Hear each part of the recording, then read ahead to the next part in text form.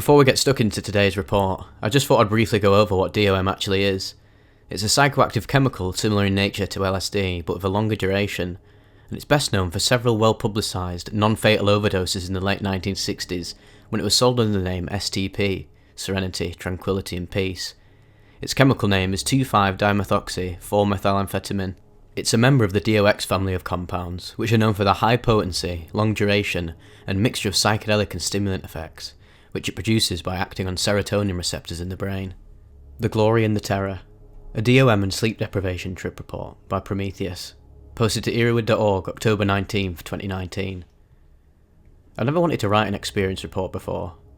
I've gone to the desert and back on many substances, and I would say that my strongest psychedelic experience before DOM was 25 hits of acid, or 70 milligrams of 2CB insufflated. This is a different ballgame though.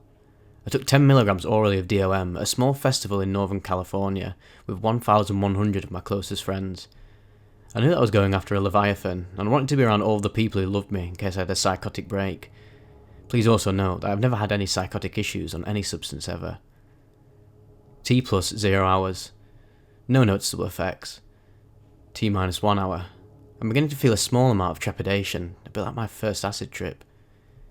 T plus 2 hours. Feels like a primal force is building inside of me. It was at this moment that I knew I was in for an experience. Do you know what it's like right before that 110 miles per hour storm in the desert? That eerie sense of calm. I begin to feel a sensation of fingers drumming on my spine.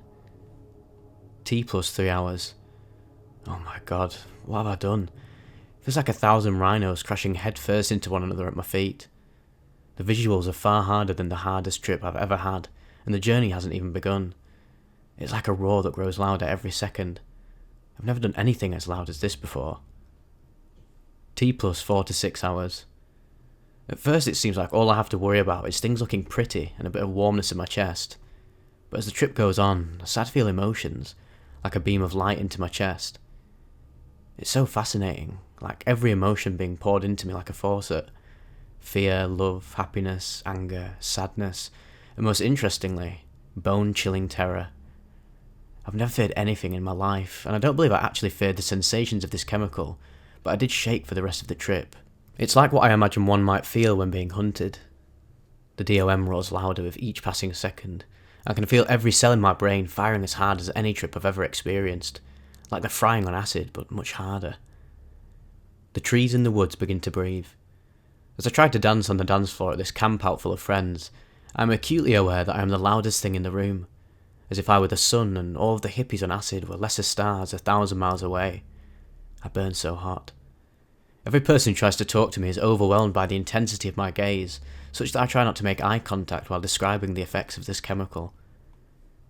T plus 7 to 14 hours.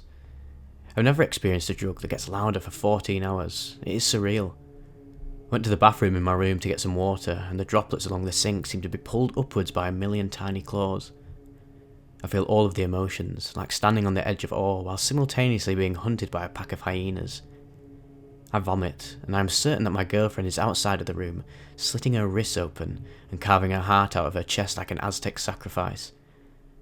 I call her name as loud as I can, but she doesn't hear me. I step through the door after I gain a small amount of composure, and there she is, in the next room, totally fine and totally human. I had no idea psychedelics could do that to you.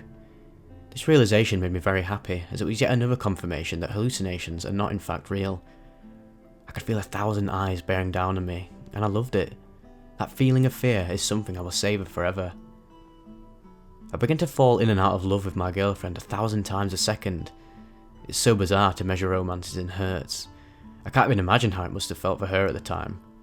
Note, when talking about it later, she described this as a surreal experience for her, as normally I am the mentally strongest person she's ever met, and at that moment I was so very weak.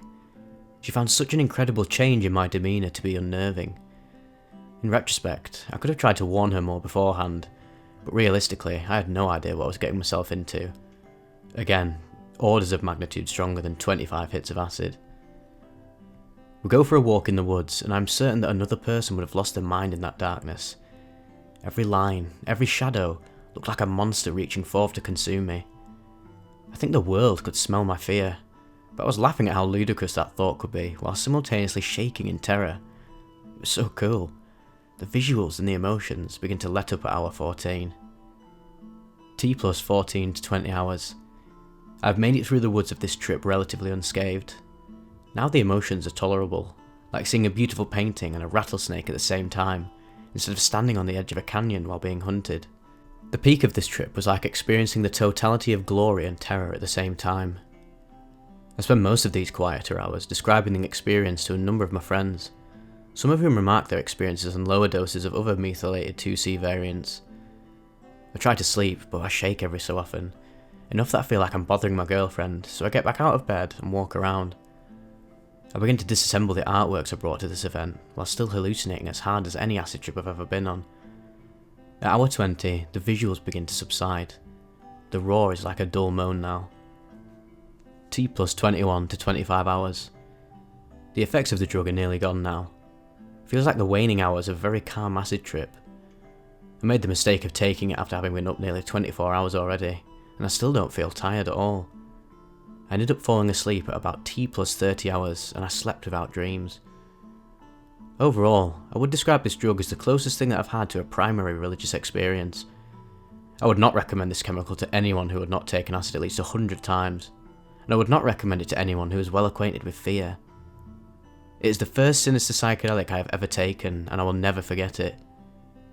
To be able to touch bone-chilling terror is such an incredibly special experience for me, one that provided a stark relief against which to view my life.